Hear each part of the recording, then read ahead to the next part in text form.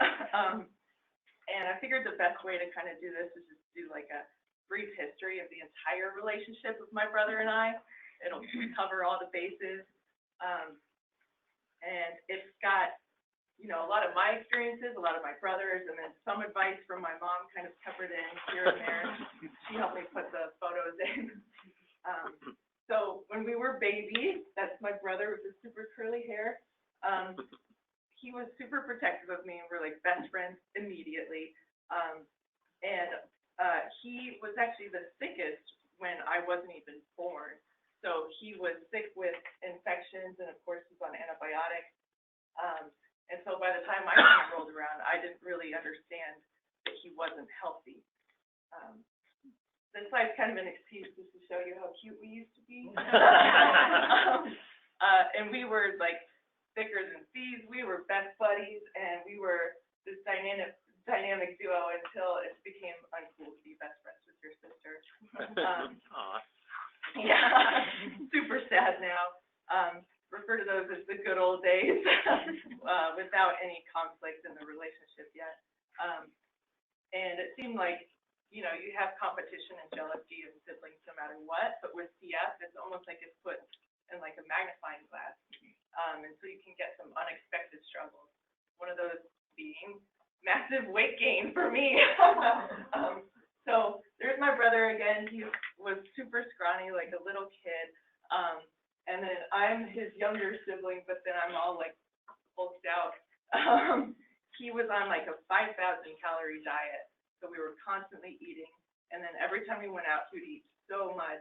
I'd be, kind of like, oh, I'll be good and only have 2 cheeseburgers, and it's like that's so unhealthy, especially for like a young kid. And so all this weight gain kind of led to me being super out of shape and really jealous of him kind of right off the get-go. It was a major catalyst for the jealousy for sure. And then since I was pretty much completely out of shape, I was still kind of athletic. My mom really instilled the importance of a super active lifestyle, which is very important for kids with CF. Keep your channels open and active. So it's great, but I just wasn't as good as he was at anything, so I was like never going to win that competition.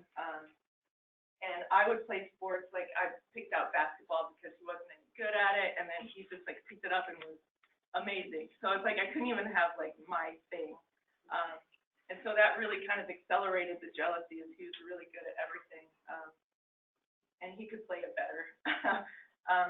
And then I was getting help from my mom, and I was like, yeah, can I get some of my soccer photos? I'll put them up next to. And she's like, we don't really have that many photos of you. And I was like, oh my God, that's going in my thoughts. But it also might just be like the second child syndrome, where like you've had one kid, you're like been there, done that, whatever, like you're fine. Which also might be the reason for a lot of these things. But again, I think it's kind of magnified when your sibling also has chronic illness. So again, I would have less attention than him, and it obviously made sense. He has CF. You should, constantly worry about your kid. But he would like stub his toe and rush him to the doctor. I would have I had pleurisy for a month, and they were like, "You're fine. You'll get over it." That's a big deal. It just felt like a lot of my problems were minimized, which again made sense because he had like a chronic thing, but it was hard not to be jealous. And then of course I went in the spiral of being guilty for feeling jealous, and then getting jealous over him again. So it was just really weird. And then my mom had this note of this led to really good conversations with my mom. Was like, how come that happened? And she was like, well, you were my healthy one. So in my mind, whatever you had to get over with, it will eventually pass. But with your brother, you just constantly worry. So again, that also made sense the more I got to thinking about it. But when stuff was actually wrong with me, like I was in a car accident once, and it was super jarring for my mom because she wasn't mentally prepped for it at all. She always kind of is kind of prepared for that almost, with my brother, but with me it's totally out of left field. And then just in general, the less attention, like, he would never get in trouble for anything. And of course, in teenage years, he's like, cool, I'm gonna run with this to advantage. He turned into like a skater punk and was in a terrible rock band and the worst. This was like the worst time. And again, I was talking to my mom about it. She's like, well, I want him to have a normal life, so I'm not going to put any restrictions on it. I'm going to let him do whatever he wants and not say like, oh, you can't do that because you have CF or anything. But what ended up happening is he didn't have like a normal life. He had a no restrictions at all life, and it led to he was not good at school because if your parents don't make you study, you're not just going to want to study. And so he would get like a D and come home and he'd be like, well, good job, you tried, you did good. And I would come with like an A and I'm like, well, it's because you're smart, And I just noticed that everything was kind of centered around whatever he wanted to do. It's like even vacations, he would go and pick like wherever we would go, and it just felt like, okay, that makes sense. But then like none of my input kind of matters at some points, which got really frustrating, and led to even lower confidence in myself. But they're not all negative, because when he was going through his like punk stage and he was all dark and brooding, I was like, well, I can't beat him at the things he's good at, so I'm going to be the complete opposite kind of. So I was this super nerd, essentially. I studied so hard to try and get attention from my parents, and he was being like really like just dark and kind of like emo, and so I was just a barrel of monkeys, like a goofball. But that schoolwork and putting in hard work towards the things that I was doing led to a strong work ethic, and kind of made me into kind of a perfectionist. I'm less so like that now. I'm more laid back, but back then I was like, everything had to be perfect. And yeah, I was more open with my friend circle. He kind of picked his friends and would only let the cool, like, other punk kids join his group kind of deal. So it was nice to have like differences finally. But another unexpected struggle, when I realized this kind of when I was like an adult, like in college, we didn't get along in high school. It was just kind of bad because he was getting attention that I wanted, and we were so different that we weren't really speaking like we had been. But then we mended our broken bridges, and we were good. And I realized that I had once again become kind of defined by my sibling, where I had always wanted to be a vet. I was going forward this path of like biology, and I loved animals. And I kind of realized that I was over-rationalizing, and I was like, if I'm going to be in school for 8 years, I might as well become a doctor, and then also cure CF while I'm at it, and just completely changed everything that I had set up the last 18 years, which we were on this big climb on a mountain, and we got into a deep conversation at the top of a mountain, as you do. And he admitted that he had been jealous of me when I was a kid. It was because his friend groups, when he was little, he had this one kid come up to him and say, well, I don't want to be friends with you because I might catch CF. So that was really hard for him. And then he was selective of his friends because they would stop including him when they found out he had to like come home early, do treatments, or you can't invite him on that mini trip because he's always going to do his treatments. You can't just like hang out the full day.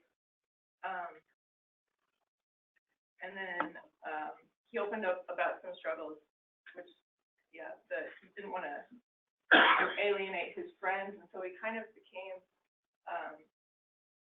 not as open about having CF. He wanted to be completely normal. He wouldn't even tell people he had CF until like a year into their friendship.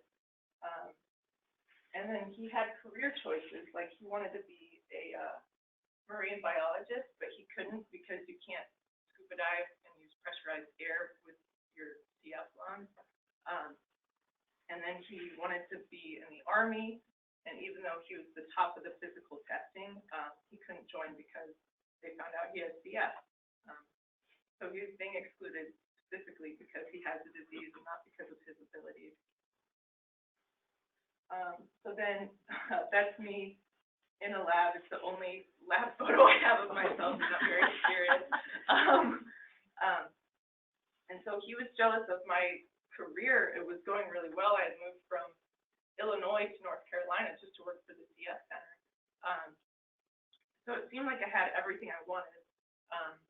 And again, since we're being so open with each other, I was like, I changed my career for this.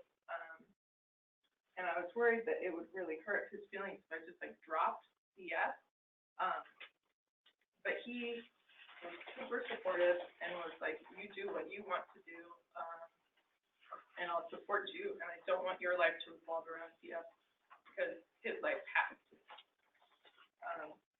So I've actually changed career paths, and I'm going to hopefully become like a vet assistant soon. I just had my job interview today, and go back to my vet dream.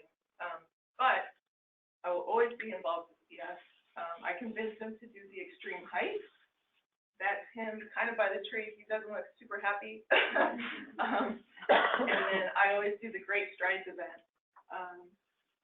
And there's Rihanna. That's her brother's team that we joined and organized. And it was a lot of fun. So I'll always be involved with the CF. But I think it was really helpful. It was almost like I got his permission. But now we're back to being best friends. But it's definitely been a rocky ride with high school for sure being the hardest. I think it's just the battling jealousy. But I think being open and always talking about it and kind of realizing when you're focused on one kid way more than the other, even if it does make sense, it's good to acknowledge.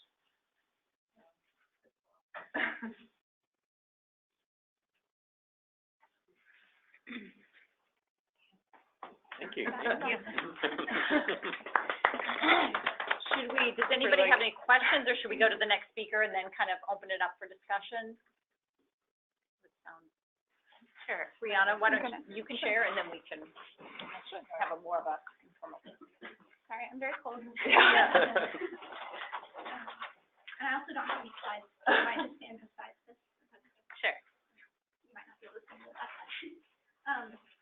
So I know Kate from working in the CF lab, and that's why she asked me to come join today, which has been really fun. But my story with CF Sibling happened. It begins a long time before CF lab, obviously. My little brother's name is Al, and he is 8 years younger than me. So kind of interesting. Kate gave me perspective of younger sister, and I kind of have the older sister perspective. So when I was 8 years old, my little brother was born, and I was so excited. I really wanted a sibling, and I've been an only child for 8 years, so super pumped to have a friend. And then, or I guess a friend living in the house. So I was super excited, and I remember my brother was born. He was big, he was healthy, probably about 8 pounds, which is great. And they didn't actually test him for CF when he was born, just because he was so healthy. And we knew that we knew my mom was a carrier at least. So we were kind of, it's interesting that they chose not to test right away. But about 2 months later, he got RSV and went in the hospital. And as that's often an indicator of lung problems, he ended up getting tested, and sure enough, he had cystic fibrosis. Being 8 years old, I absolutely loved my brother, but had no idea what that meant. And so I didn't really realize that that was something that was scary for a long time. My brother was pretty healthy for the first 2 years of life after he got over RSV. And so I think the first time I realized what CF meant, I was maybe 10, and he went in the hospital for the first time. And because he had gone for a little while without hospitalization, it had kind of built up, and that was a bad one. And so I just remember somehow really being sure what it was, but at least having this knowledge that CF is something that he has and always will have, and it's not good. And so to add to the story, I actually have other family members with CF. both on my dad's side. I have a cousin who, his name was Donnell, and then another cousin's name, whose name was Michelle. And they both had CF, both much older than me. And about when I turned 11, Donnell passed away. He had gotten a lung transplant at Duke and had made it about a year. And his body finally went into rejection.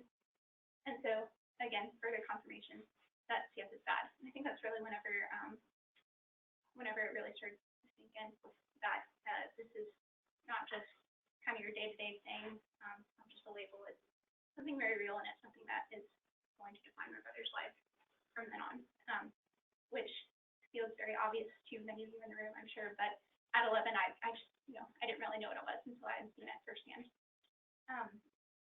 So getting into more of our relationship now that I kind of knew that he was sick, I resonated a lot with what Kate said, even to the point where I didn't really know how to put it into words until she said it.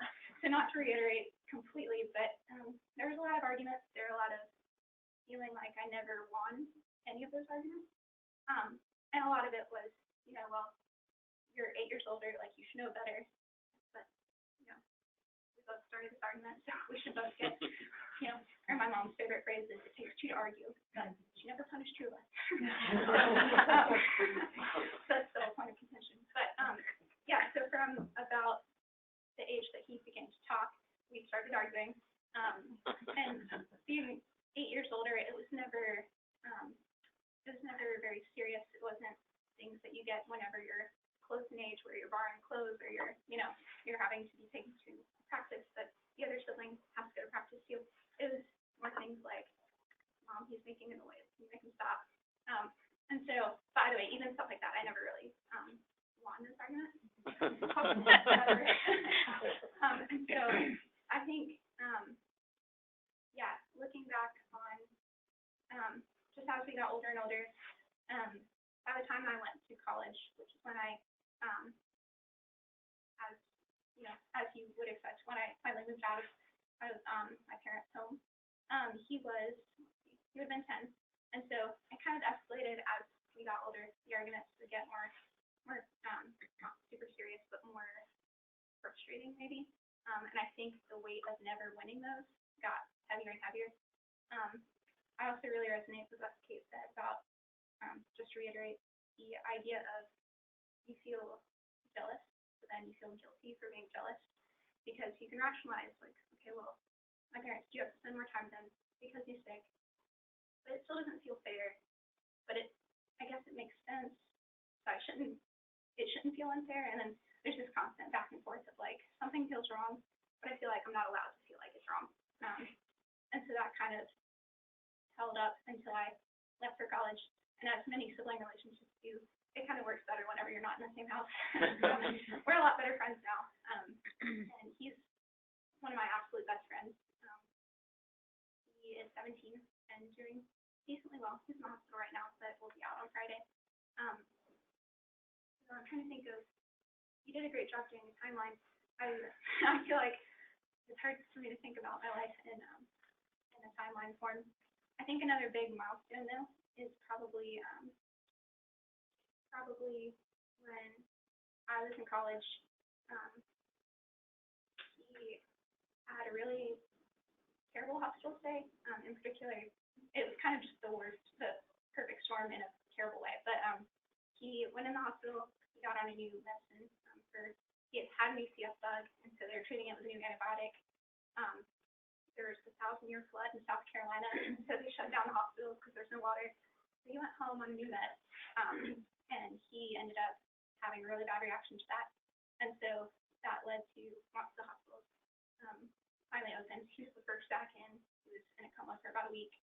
And even worse, since there had been this terrible flood, all the roads were ruined. So I had absolutely no way to get back. And so I feel like since leaving college, our relationship has gotten better. But there has been this new dynamic of I'm multiple hours away.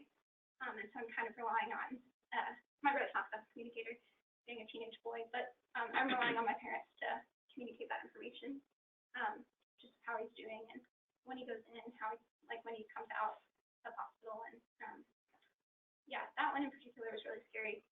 I think, it reminds me, yeah, just thinking about it reminds me of just kind of the worst days, not really knowing what was going to happen.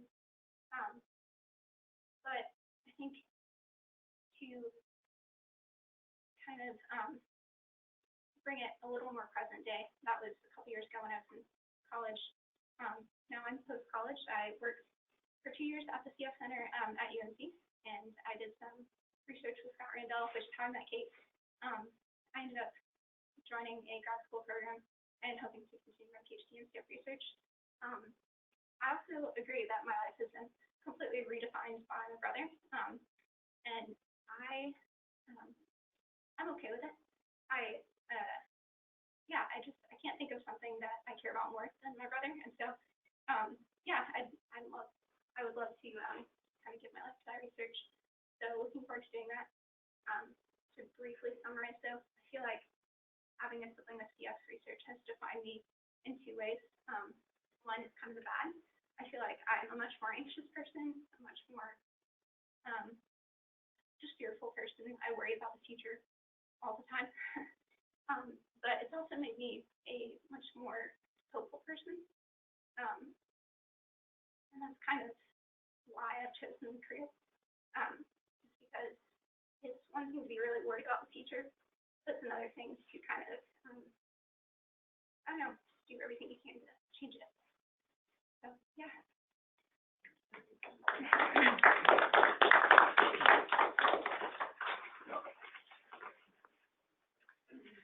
Yeah, that's a heavy sense of responsibility too. And I talked to a couple other siblings getting prepared for tonight. There was another young man who is a senior in college at UNC who has a 17-year-old brother who has CF, and just how you just ended made me think of one of the quotes he said was, there is, and I think it was the older brother, and his, the younger brother said, there isn't one day in my life that I don't think, why him and not me, and just kind of having that heaviness is a lot of responsibility. Like you said, bringing probably the strengths of being mature and loyal and empathic and all those things, but to be so attuned to how precious life is. Yeah.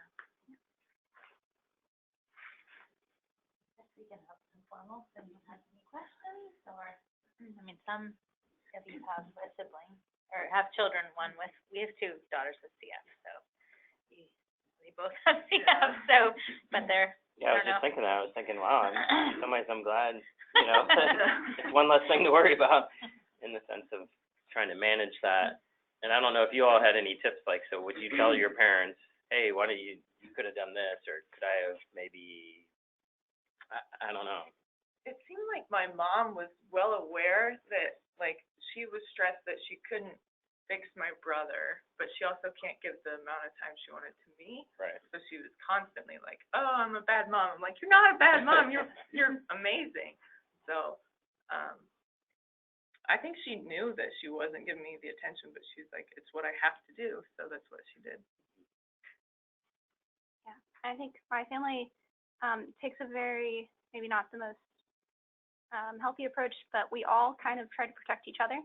So when I'm scared or nervous, I don't communicate that to my brother because I don't want him to get nervous, or to my mom because I don't want her to be upset. And I think my mom does the same, and I think my brother does the same, and so does my dad. So because of that, I think even just bringing up with her would have been hard to say, like, hey, I feel like you're not really being equal here. So if I could go back and give any advice, it would just be to be open and vulnerable, even if you're worried about those are scary conversations. But I feel like if my mom had said, hey, are you okay with this? How's this going? Do you feel any tension or any jealousy? I probably would have shared, but that's just, yeah, I don't know for sure. Yeah, it's definitely not something I would ever just be like, hey, don't forget about me, because you are the healthy one. So I don't know. To start the conversation instead of being come to, I think would be best for sure. have any groups that could get together? Would it have been helpful to talk to other siblings who are going through the same thing? Yeah, definitely when I was younger, for sure. Whereas now it's like it's already happened, so it's like, it's good to talk about, obviously, Yeah. but you can't, change it. But I think if I were younger and having other siblings of CF, it would have been great. I don't know if they had any back when we were younger though. Yeah. It's like, this feels like a new thing, but So they do have it now. I'm still not Sure. Yeah. They have this CF Peer Connect that's relatively new that actually I'm gonna be on a call for next Friday to learn about, because I'm supposed to share that with this group. So I don't know anything about it, but I think that it was intended for adults with CF who can't be together, but I think they're looking at other options, so that might be one thing. I don't know. For advocacy on that end, have you ever done the, Day on the Hill? I think that's usually a lot of siblings who Mhm. do that once a year. But otherwise, I'm not aware of. Yeah, and we're doing more initiatives at UNC, but it is, I mean, we need 3 more people, to help. And, but just even having this as a topic and people reaching out to me, that weren't able to come tonight, I think that there is a desire, obviously, to, connect their kids that don't have CF with other kids and making sure that their needs are met. And I think we could definitely reach out and offer more supports and make a more concerted effort. This has been really helpful for me, and thank you so much for being so honest and sharing so much. I have a question, either now or when you were younger, with identifying yourself as a sibling of someone with CF. Like, if when you meet someone, you're making friends, would that be something that you would bring up and talk about? Because it does define who you were. Like, was that something you would talk about or talk about now? Like, about my siblings or? I talk about it now all the time because, like, in CF research, they're like, what led you here? I'm like, my brother has it. Whereas when I was in school, and he was being, like, kind of secretive about it because he got in the athletic stuff really early, so you couldn't even tell if he was, like, sick.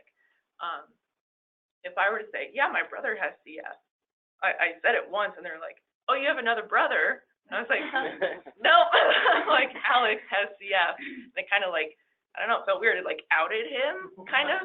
And so now it's like, or then, I suppose, I wouldn't tell anyone that I'm the sibling of someone with CF because I was 2 years apart, and they would automatically be like, oh, so it's your older brother Alex, kind of deal.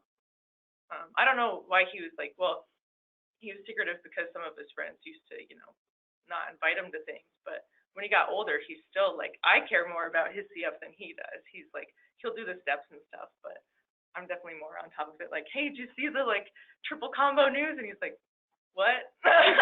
Like, drives me insane. So I feel like I'm more in tune with, like, how he should be going about having CF, and he's less proactive about it than I would wish. But I never would identify as, like, a sibling of CF. I do now. yeah. I feel like again, now, it's like one of the first things people learn about me because it's pretty instrumental, and even just like my brother's my favorite person, so I talk about him a lot, and so it comes up a lot. I think when I was in high school, everyone knew, but I can't remember if it was like, it might be a month or 2 before someone found out from me that my brother had CF. There's one other thing I was going to say. Oh, and then I also find that actually is the thing that people remember about me most, which is kind of weird. So a lot of my friends that I made in college, even like, I guess acquaintances is a better word for it, people I didn't know very well, I'll get random text or messages throughout just the last year of like, oh, hey, I just want to let you know I'm in med school now, and we had a lecture on CF, and I thought of you, like, how's your brother doing? Which is really cool, and that doesn't hurt in any way, but it is kind of interesting sometimes to think about, like, this is the trigger that people remember me for. That's what it is, yeah. But yeah, it's kind of cool too in a way though, because again, it's something I care about, so it's nice to be remembered for something that I care about. Then you shed awareness, which is, it sounds like that's what you want to do now, so. Yeah. Either one of you ever go through like a mothering phase with your brothers, like where you told them to go do their treatments or told your parents that they didn't do their treatments? You do that now as adults. Mm-hmm. That's what I'm doing right now, yeah. Yeah. Yeah, I was very mothering, but also I was a lot older, so I think I would get in trouble the most for being being reminded that I wasn't actually his mom. I had to be reminded a lot of that. But yeah, growing up, actually my morning routine was I would wake up early in the morning, and I would do his treatment with him. So I don't even think I was the one changing out the medicine, but I would at least sit there and watch TV with him while he was doing his treatment, because my mom never wanted him to have to do that alone. And then I also had a cousin who lived with us when I was growing up, so she would do his nighttime treatment, do the same thing. In the morning I would sit with him. So yeah, I feel like I ended up being kind of hands-on. Even when I was younger and couldn't actually do the changing out, I still, yeah. I was definitely, not quite hands-on, but he was in college and he was like transitioning from my parents' healthcare to like his own healthcare or something, and he's like, oh, well, I'll try all these different enzymes and I'll find like some generic kind that's gonna work. I'm like, no, you idiot, like just go with like your pancreas or creon or whatever, it's called nowadays. And he would like just be so laissez-faire about like, oh, I'll just do this or I'll just not eat as much. And I'm like, no, you're gonna eat like milkshakes and you're gonna eat steak, and like, I was force feeding him all this stuff. So I felt like I was more concerned about his well-being than he was, which I think might just be a guy thing. I don't know. Some of it's like, I don't know if this is how he would be anyways, or if it's because it's him and CF. Like, it's a guy thing. Okay.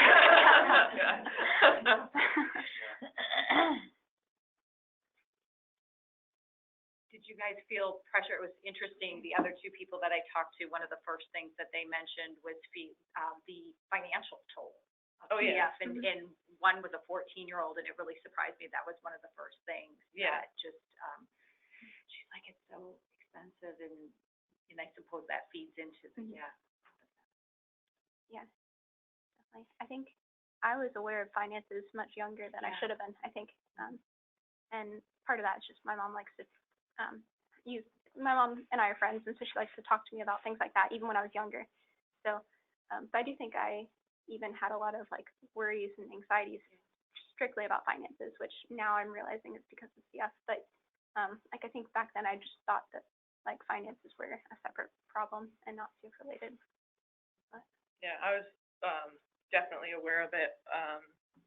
Like when I was like really little and his pills would shake, they have the enzymes like individually in there, and I would use it as like a cat toy. And I had thrown like 10 of these things under the couch, and my mom's like, what are you doing? They're $3 a pill. You can't wait. There's $30 of pills under that couch. And I was like, oh my God, I had no idea they were so expensive. He's taking 8 pills every time he eats, which is like 10 times a day. Like, how in the world? And it started like adding up. I'm like, this is why we don't do that. That's why we can't go on vacation. So, putting it together. So.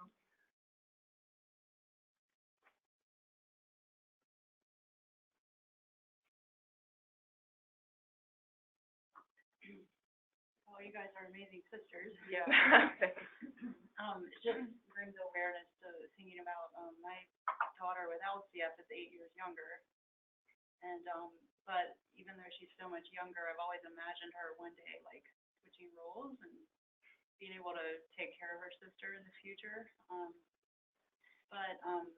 And I've always, I like to tell her so that she feels included, you're a CF sister, and make that feel like an important role.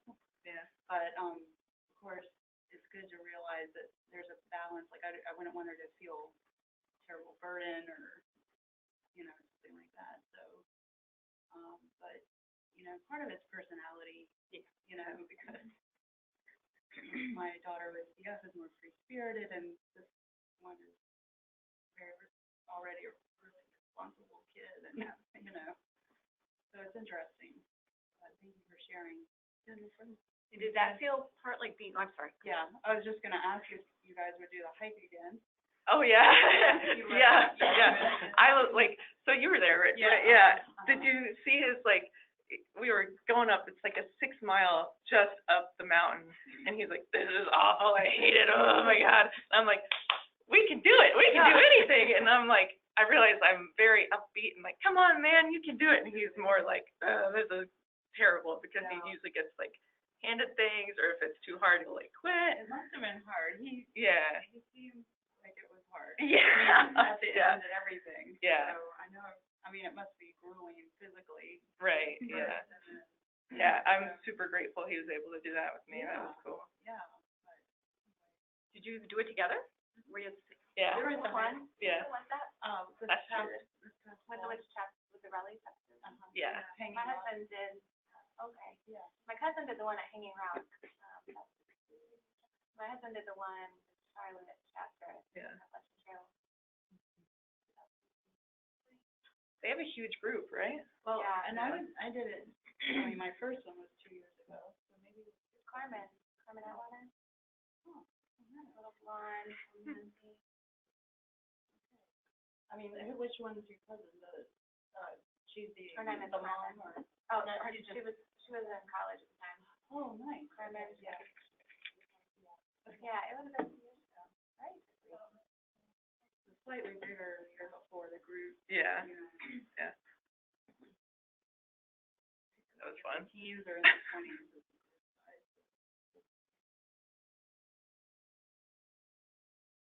I don't know, really, I don't have any questions. More like, this is really giving me, I feel like I've been pondering these kind of, questions into the 8-year-old and 3-year-old, and that bond they share, you know, they're just walking through that together, and it's just normal for both of them.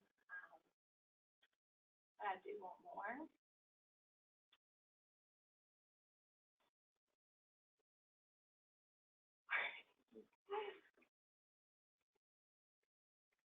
I'm just worried. I'm a child that's maybe doesn't, and how that would affect their life, and I don't want them to feel like they're just here to be a support, or just, you know, their life to be, any less wonderful. Or just to feel there's extra burdens, or feel like, you know, like you do there's a lot of attention, you know, girls see us get a lot of attention from the community, and doing a lot of advocacy, and, you know, just the fundraising, and I know that they get a lot of, I don't know, just extra attention, but part of me is like, I don't know if I should have another one. Didn't have it, because I wouldn't want them to feel left out, or. I would use that as a reason, because like, I know we, fought a lot in high school and stuff, but honestly, I can't imagine not being best friends with my brother, and most people don't say that about their siblings. So we're super tight, probably because we've struggled so much, and we went through it together, but, I wouldn't trade it for anything, so. I feel like it's almost like a roller coaster with, or maybe like extremes where you have the highest highs and some pretty low lows, but I still think the highest highs make it worth it. My brother and I are closer than it's normal to be with your brother who's that much younger than you. And so I feel like I still wish it could have been me that had CF instead of him, but I don't at all regret that CF is a part of our story per se. Just because it's just like completely shaped the way that he and I relate to each other, and I don't know. Yeah, I still wish it could have been me instead of him, but it's, you know, it's not. I don't know, it still works. Yeah, Definitely. with the relationship. I think that's a great thing you just said, that it's a part of your story. It's not your story, it's a part of it. Yeah. Yeah, that's a big, like, when I was talking to my brother about, like, he was super relieved when I was like, I'm gonna do my own thing now. He's like, thank God, because it, you know, like, he felt like guilty that his problem was like affecting my life. He's like, I just want you to do what you would normally have done if I don't have CF, you know. I was like, well, honestly, I wouldn't know what CF was if I didn't know you. So it's like, I don't know, it feels good. It's like CF, I'll always be a part of CF, and it's always gonna be a part of me, but it's not gonna define me anymore, so it's good.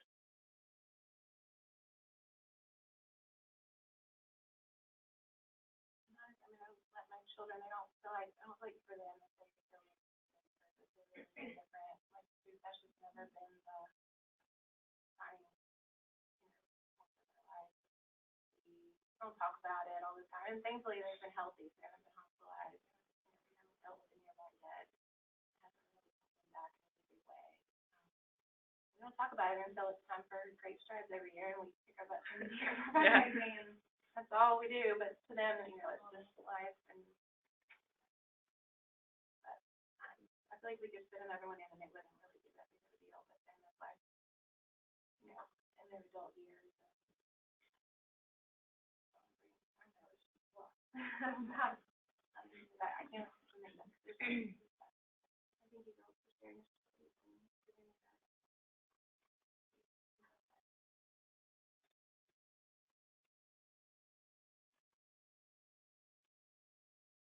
I think some of it comes down to parenting too. I mean, it's always juggling. I don't know. I mean, even with CF, one of ours is much sicker than the other. And so they do share the same, but I'm sure, I know there's jealousy between them, so you can't really prevent, I mean, I don't know. And just like you both touched on, it's really hard to tease out what is just Yeah. normal sibling Right. rivalry and issues, and, you know, it's important not to blame everything on Right. the CF, which would be easy to do. Yeah. There's a lot of other dynamics in any relationship. Yeah, and it's funny that the young man too was saying being part of the fundraising is like the biggest joy of his life. He feels like that gives him a connection. He said, my fondest memories growing up are the walks and every Saturday, and if I was able to sign somebody up or bring somebody, and I look forward to it. He's a senior in college, and it's a testament that you both like pursued careers in CF. And This area is great for it. Like where I grew up, like no one knew what it was. No one still knows what it is, kind of. The only place would be like Chicago that would even have a walk. Maybe it's changed now, but I know when I was little, I was like, I'm gonna get involved, and like I would have had to gone like 2 states over to get involved. Whereas like here, like at least people are aware of it, and it's really easy. Like it's broken down into county, and you can just go over and do Great Strides or Brewers Ball, like any of these cool events that are going on. So just the awareness is so much better here. It makes it easier to tell people like, yeah, my brother has CF, and someone goes, okay, instead of like, what is that? And you have to sit there for an hour and try and explain what it is. Makes it a lot easier.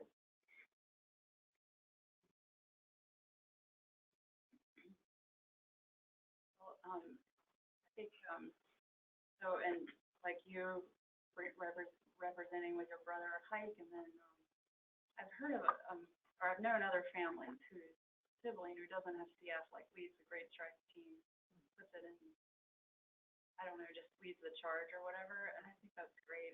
It always touches me to know, well, it doesn't always have to be the parents, first of all, but any, like whether it's a spouse or a sibling, you know, when those folks are stepping up and leading the teams, I think it's lovely, you know, yeah. And certainly that makes their role just as important. yeah. You know.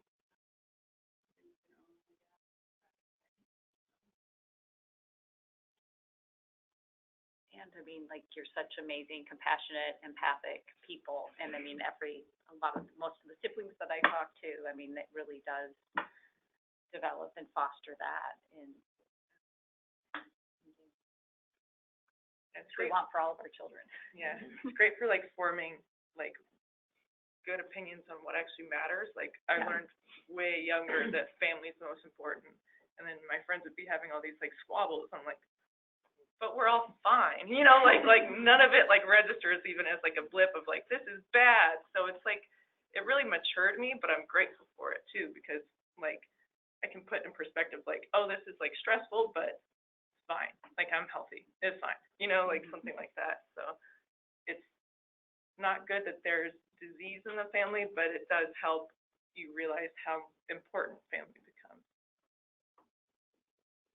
I also feel like it helps you remember that everyone's going through something with CF being an invisible disease. Yeah. And especially I live hours away now, so if my brother goes in the hospital, someone might not be able to look at me and know that I'm having a rough day. But I feel like it helps me remember that, I don't know what everyone's going through. And much like, you know, someone might look at my brother and think he's perfectly fine. I can look at someone and think they're fine, and maybe they're not. So, yeah, I don't know. I think, it taught me that early on too, that there's a lot more going on beneath the surface.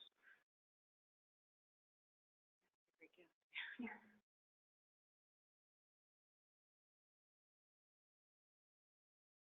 We were trying to think of a topic for the next session. Yeah.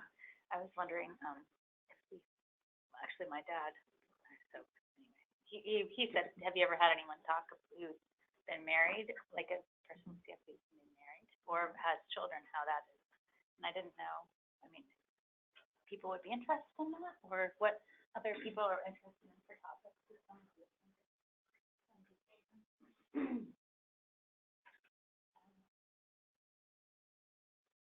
Probably be, I don't know, I think we didn't do May last time because of the walks.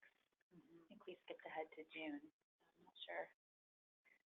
Need some time.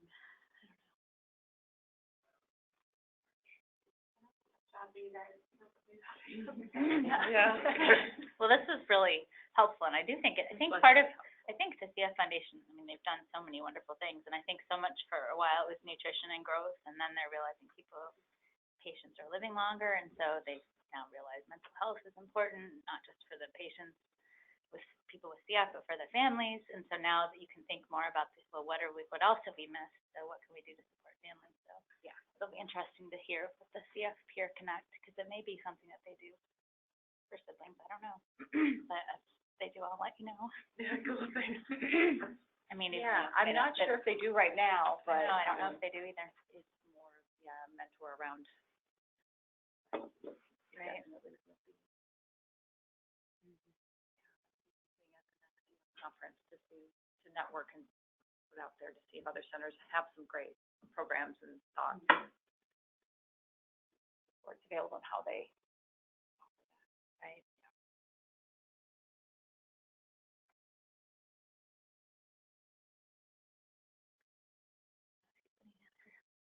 Well, everybody has my email, so if there is like a topic or,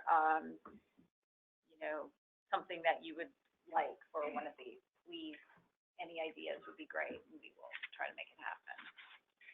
We can definitely, obviously, we could find people who are married or, right?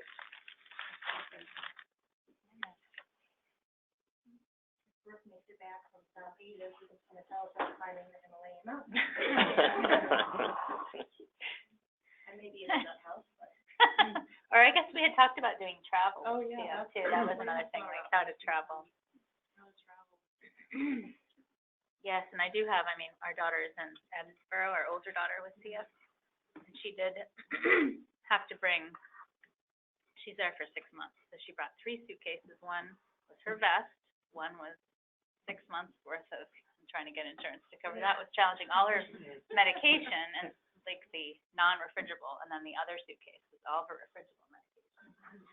And they x-rayed at Customs all 270 vials of her Casetin.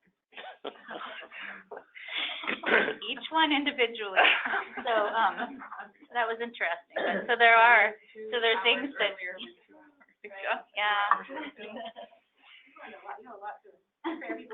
But that was the top travel tips for people. But it is hard to I don't know. That was another thing that you had mentioned. Oh, we had that funny Monarch story about taking it. We would never take the other vest. The Monarch, it was just a funny sensation when they pulled it and then opened it, and it was kind of like a. Right.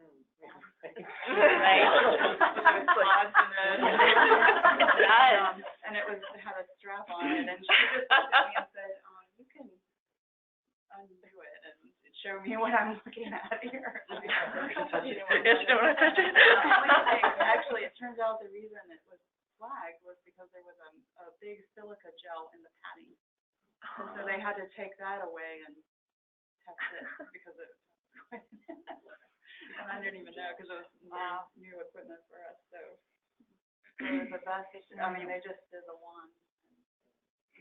Right. It's good to know because I have to. Just as Monarch's malfunctioning in Scotland, so they have to send a replacement part, and they can't. They're not allowed.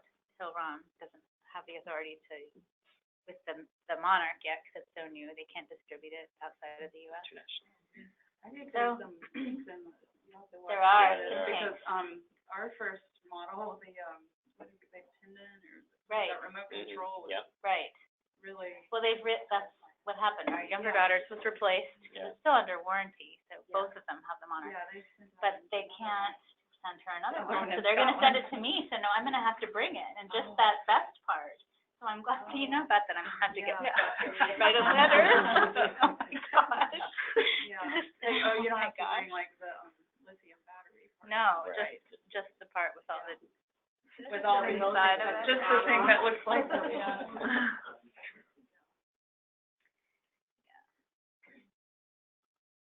But I don't know, yeah, any other topics? Yeah, what science are you doing now? I focus on preclinical development of stem cell therapy for CF.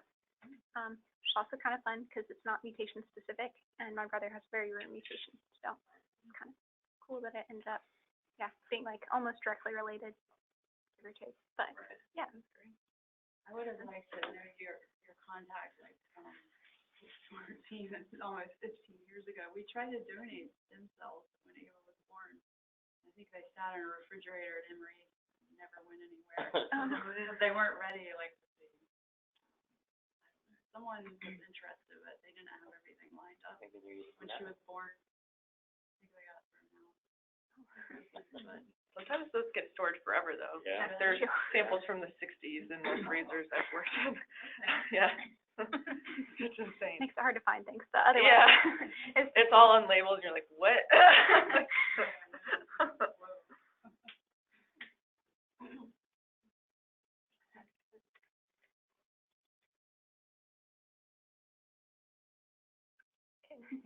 Yeah. Thank you very much.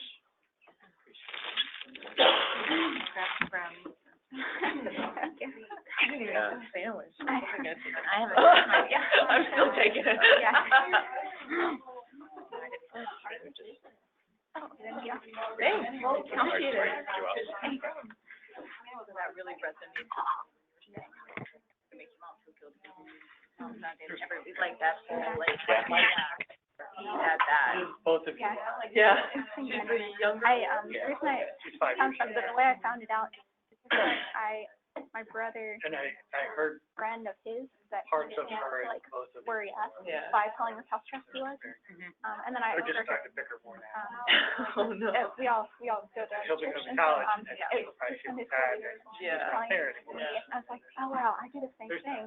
And then I I've asked got my mom an if she edge of does it. my Sure enough, so it's kind of Oh, nice. none of us So are even aware that the others are doing it. But it makes Talking about it when he was, Yeah. she It's just that burden of feeling